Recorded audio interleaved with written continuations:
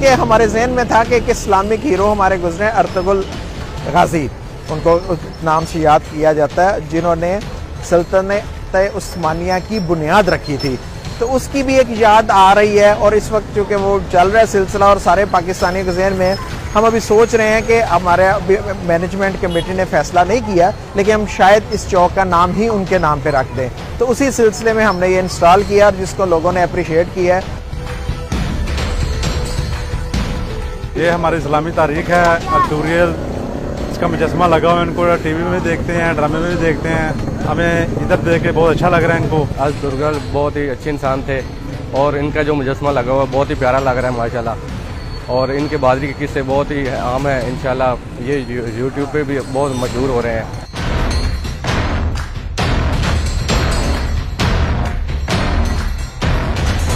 عوام کی ڈیمانڈ بھی تھی، اس چوک کو ہم انہی کے نام پر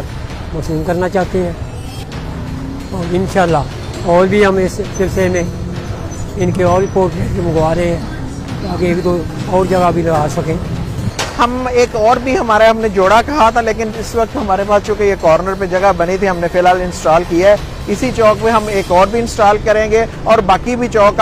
ابھی آپ وزٹ کریں، اس کی دیکھیں گے تو آپ کو نظر آ جائے۔ ہم نے بہت ساری چیزیں اپنی مرغزار سوسائٹی کی خوبصورتی کے لیے ہم لوگ کر رہے ہیں۔